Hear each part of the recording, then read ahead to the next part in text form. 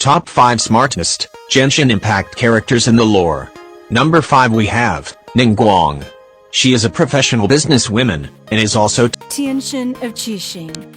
She is said to be the richest person in all of Tibet, and owns the Jade Chamber. Well, used to own it. Ningguang is seen as a very excellent merchant by almost all of her rivals. She uses people, or as she likes to call them as pawns, to gather information on just about every business and merchant in Liyue that she might need in the future. Her secret weapon is being fond of children. She gives snacks and food to them, and in return, they give her very vital and important information on different things. She always exactly knows the plans and motives of the businesses and her competitors in Liyue. She is indeed very intelligent, knowing every detail about the market. In the past, when the Jade Chamber wasn't destroyed, Ningguang and her 3 assistants always go there when making a very important decision. The 3 assistants work together to find a way to solve the problem. But Ningguang would always solve it, and find the best decision on her own, before the 3 of them could even finish. It just shows on how incredibly smart and experienced she is when dealing with business. The only thing she might be lacking is intelligence over war. Yes, I am considering that as smartness. With all the things I have said, I think it's enough for me to place her in number 5. Number 4, we have Kokomi. She is the divine priestess of Wadatsumi Island. She is very well versed in the art of war, and is extremely good at strategizing and military affairs. She, along with Goruo, led the resistance group against the Vision Hunt Decree, the real one, not my previous video, and they were very successful in the war. She managed to think of a way to fight back against the army, even if they were outnumbered, and was against Kyujosara, who was a very skilled general.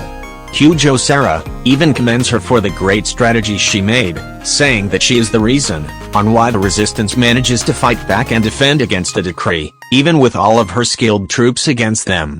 We can see that in her hiding base thing, that she reads a lot of books about the art of war. She even makes her own books about strategies and gives them to people.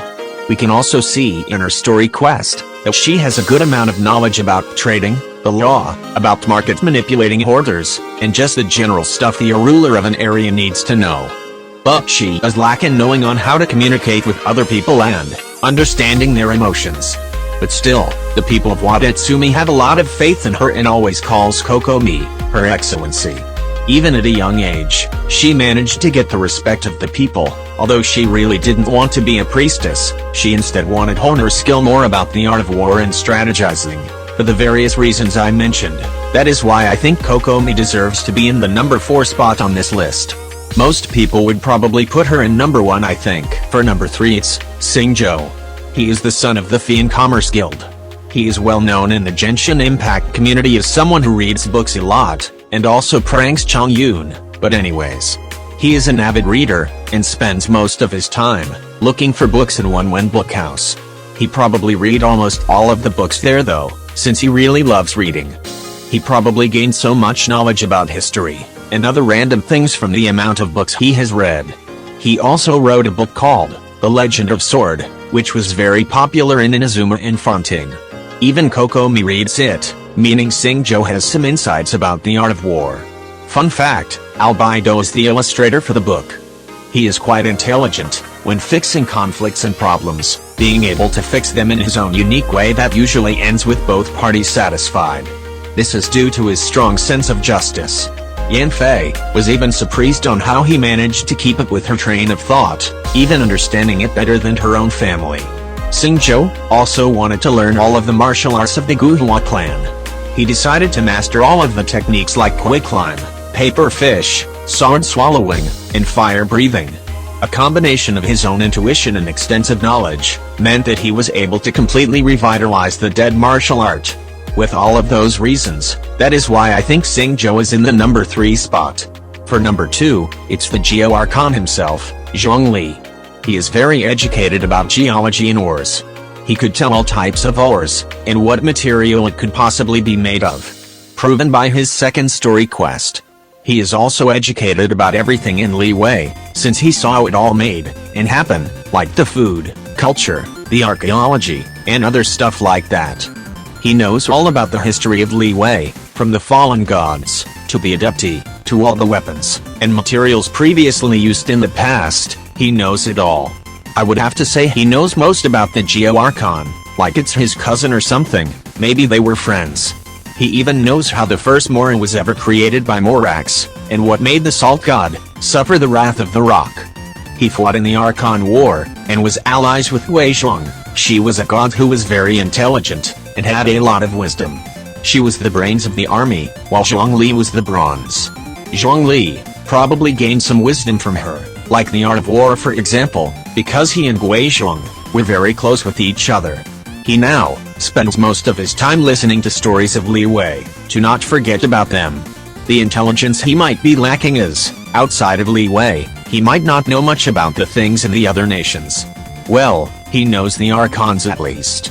For all of those reasons, that is why I think Zhongli is in the number 2 spot on this list. For number 1 it's Lisa. She is the librarian of the Knights of Favonius. The most impressive thing about her is, she studied in Sumeru Academia, and not only that, she was the best student in it in the last 200 years, which is very insane. Sumeru Academia is also not just a random school, it's a school in Sumeru that is regarded as the most prestigious institute in the entirety of Tibet. Lisa is very smart and intellectual. She always finds a way to solve conflicts that involve the least amount of efforts. Many people of Mondstadt even ask her questions about different things, from alchemy, to distillation, to elemental reactions. When there's a body of knowledge, she is very familiar with it. She often reads books, and knows many forbidden knowledge, that even sometimes, she wishes she didn't learn them. Even the gods acknowledge her wisdom. When she just randomly asked for a vision, it just appeared in her hands without doing anything. She is very confident that she can solve any problem that she is against. But her downside is, she doesn't like doing much work, so, that is why she just became a librarian and not something with higher rank. She is also extremely strong. Once when she was serious, she fought Kaya, and until this day, his arm is still numb from the incident. Apparently, she was also cursed by a book, but I couldn't find where that was from, so if you guys can tell me the source of the information, let me know in the comments.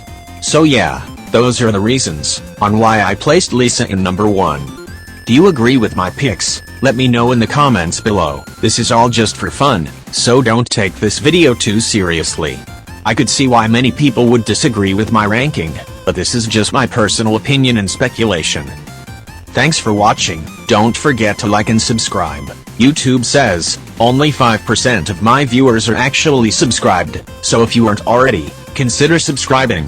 It's free and you can always change your mind. Bye.